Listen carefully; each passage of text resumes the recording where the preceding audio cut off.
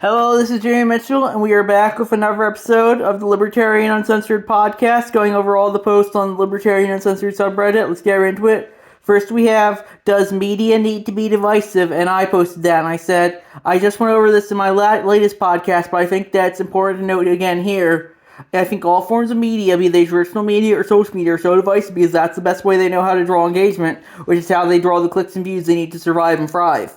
Remember, if you don't pay for something, you are the product, and that is also what we see in regards to the media.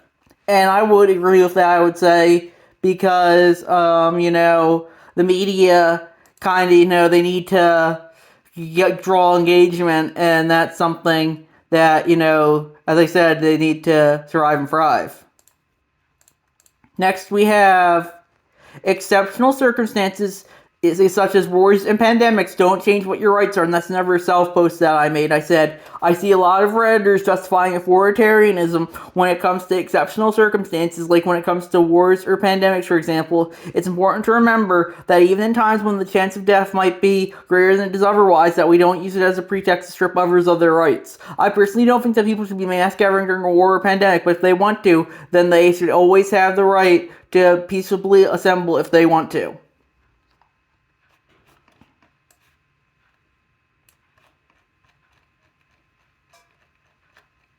Then we have Colorado GOP without evidence alleges systemic fraud and tells canvas boards not to certify November election from ColoradoNewsline.com by Whittling Dan.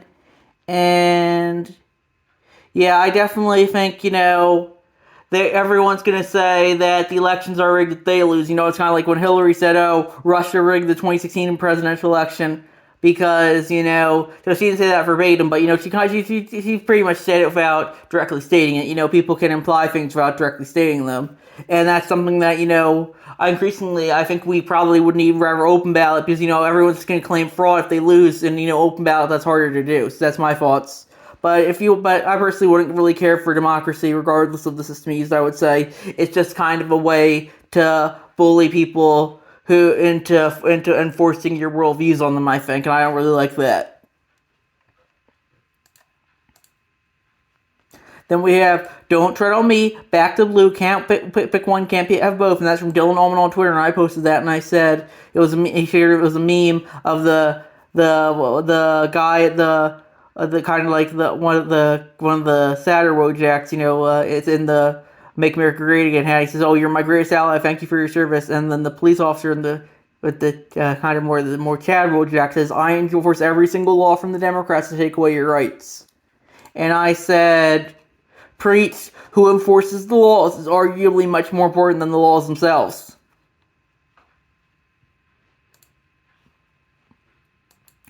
Then we have CJ Bill 22 will make it a criminal offense in Ireland to process hate speech on your phone or a computer. And that was a tweet from End Wokeness, and I said, scary stuff. Only a matter of time until the West is exactly like China in regards to the internet, I think. When tyranny becomes law, resistance becomes duty.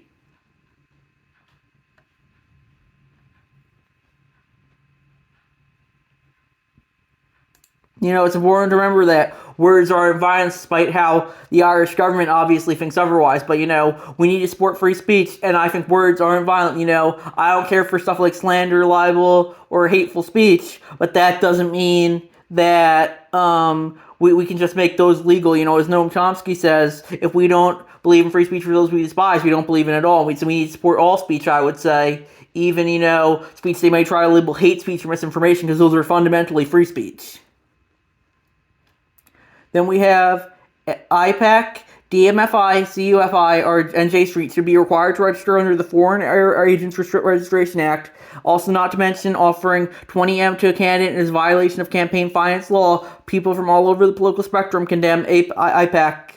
And that was a tweet from the Dem Socialist posted by International Silver 1. And I guess I personally don't agree with the Socialists on much, but they're definitely correct here, I would say. I think, the Israeli government is increasingly dictating how the U.S. government's run. I don't think that's how it should be. I don't think want the Israeli government telling the American government how to run itself, or the Ukrainian government, for that matter, or any other government, but it looks like that's the way we have currently. Then we have Get the Popcorn from Patom13, and they shared it's a cross between the White People Twitter subreddit and it's a tweet from Coffee Time News. They tweeted the House will vote to expel George Santos when they finally go back to work after their taxpayer-funded 2-week Thanksgiving weekend ends this Tuesday. Santos is now threatening to expose House members that are having extramarital affairs. Next week is going to be lit. And I said, knowing how honest politicians tend to be, they probably all are. I don't know if I trust George Santos 100%, but, especially since he's been caught lying all the time, but, I don't think any of the other politicians are that much more honest than him, to be honest, so that's my thoughts there. Then we have Johan Norberg's The Capitalist Manifesto interview from Adler.org by 2000th Time a Charm, and, yeah, that looks, interesting.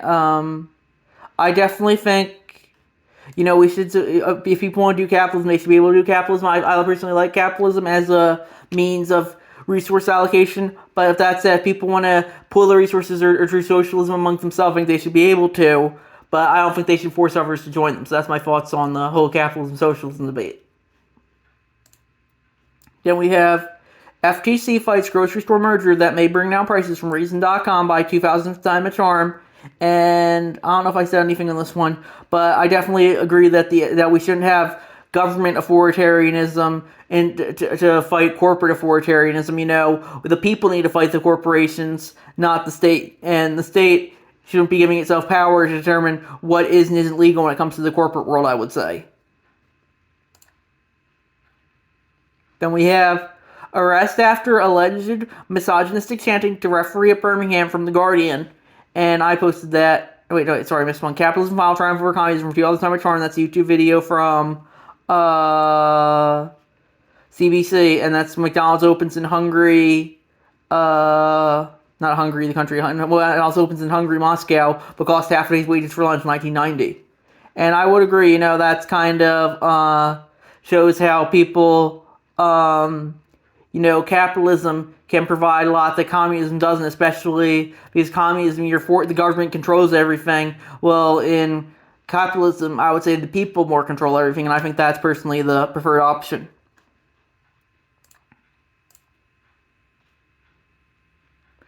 Then we have arrest after alleged misogynistic chanting to referee Birmingham from The Guardian, and I posted that, and I said, you can't even get heated at a sports match now, shaking my head. 17-year-old kids can't stupid stuff at sports matches. That isn't a reason to arrest them. You don't arrest people just because you hurt their feelings. Then we have Gaza findings on October 17th, Al-Ali hospital explosion from HRW.org. And that was by Frosty Slawman. And, I definitely don't think we should be firing rockets and all that at hospitals, but I think, that's war for you. They can be hard like that. That's why I don't really care for either of the sides, because I personally am more sympathetic to the Palestinians, but I definitely don't think we should be firing rockets at hospitals either.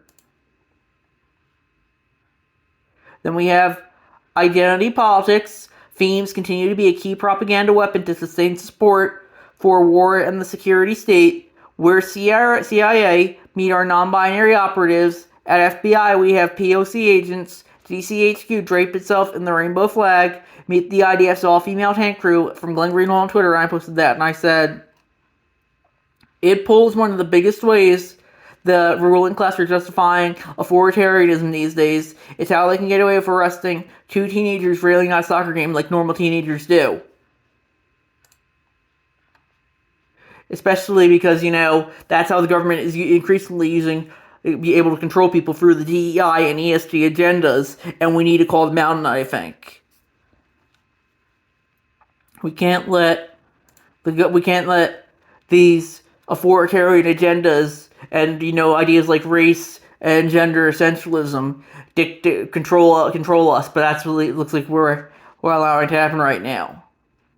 Then we have Israel is a magical country. It can transform a conservative into a woke, blue-haired gender studies major from Dave Smith on Twitter, and I posted that, and I said, That's the difference between a conservative and a libertarian. A conservative suddenly becomes a progressive when the narrative says to. Israel has very progressive abortion and LGBTQ laws, and the GOP is extremely far up its ass. It's almost like a lot of social conservatism is just posturing as the conservatives today become the progressives of 10 years ago, because it is.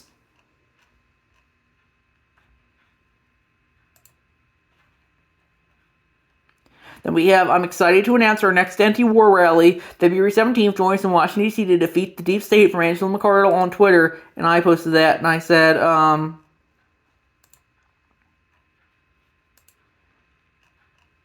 it's not supporting the aggressor, it's supporting peace. I think the war might be over by then. The U.S. seems to be hinting at Ukraine to agree to peace so they can move on from the Ukraine grift to the Israel grift.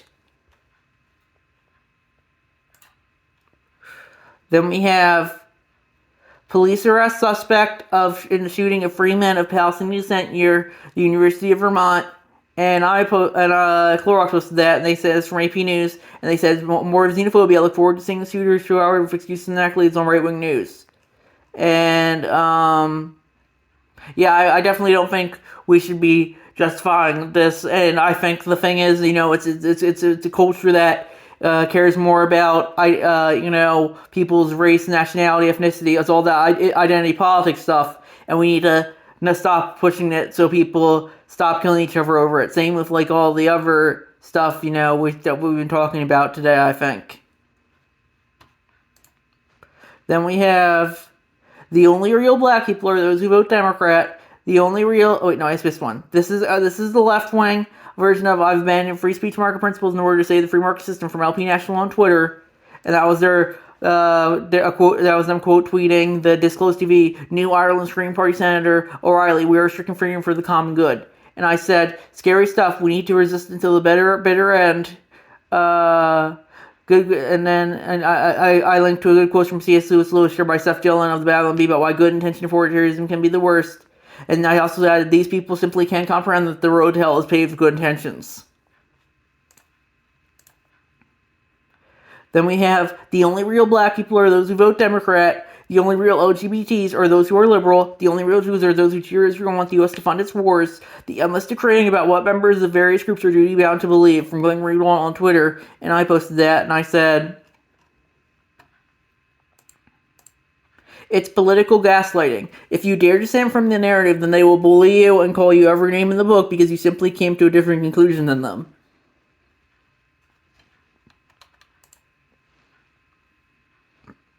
And we have, I just got off the phone with a reporter who asked me what I make of the claim by left-wing academics that wokeness is a right-wing plot to discredit leftism from Peter Boghossian. And I said, classic left-wing mentality there. I can accept responsibility for my own actions or find an excuse. They'll choose the latter pretty much every time without fail. I've talked about wokeness being a CIA psyop here before in the past year. That wouldn't surprise me either, though. It's especially interesting because, how the media I linked an article from Tablet Magazine, how the media led the Great Awakening. You see how the mentions of racism at New York Times and Washington Post skyrocketed after Occupy Wall Street.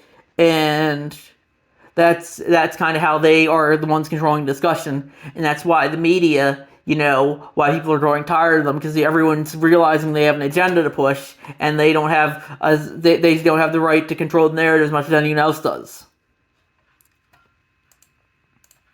Then we have, I'm pretty sure I mentioned this on Jerry, but it was at Michael Malice who convinced me on this, and that was the tweet from Dave Smith I shared, and that was him quote tweeting Farzad Misbahi, and they tweeted, I heard something on the Jerry podcast that really resonated. We should stop calling legacy media mainstream. It used to be odd numbers. They are no longer mainstream. Instead, we should more accurately call it corporate or government-sponsored media. And I also added, my comment on the issue was, Alpha Media would work as well, and will go nicely with alphabet agencies. Because they're all like alphabet agencies like FBI, CIA, NSA, and so alphabet media like CNN, ABC, NBC, stuff like that. Then we have, in response to Subway merger, Elizabeth Warren calls for FTC to investigate America's sandwich shop monopoly from Reason.com by 2000 Time of Charm. And yeah, I definitely think that's government authoritarianism. We shouldn't be justifying it.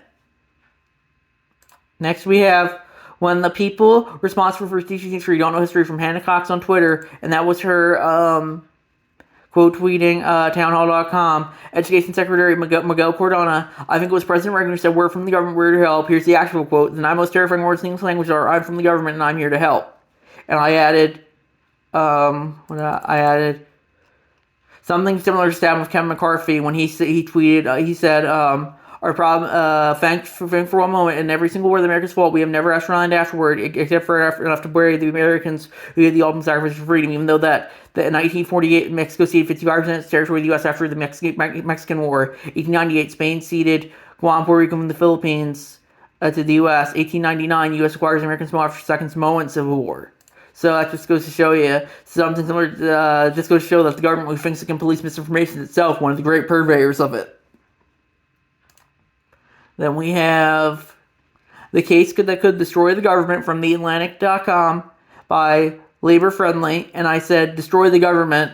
Sounds like, I think Libertarian perspective would hope this succeeds. And then I answered his question, is the SEC necessary for a stable and functioning market? No, believe it or not, the concept of the free market predates the establishment of the SEC in 1934. And then they added, have unregulated crypto markets demonstrated that something like the SEC or something similar oversight mechanism is necessary for a stable and functioning market? And I replied, crypto is something I like, but I'm hesitant to invest in. A lot of it seems to be like Ponzi or pumping up schemes. So with that being said, investment is something that is inherently risky, and it's important to remember that. So that's important. We can't just have state authoritarianism in the face of the free market, I would say. Then we have Sports Illustrated published articles by fake AI-generated writers from Futurism, and I posted that, and I said, in the age of social media, it's definitely getting increasingly hard to tell who isn't an AI. It seems like everyone's going off some kind of script. This is especially true when one looks at what is supposedly called modern journalism. So that's my thoughts on that, and I think that might be it. Let's see if there's anything new. I think that's going to be it, and I'll see you guys in this episode. Bye.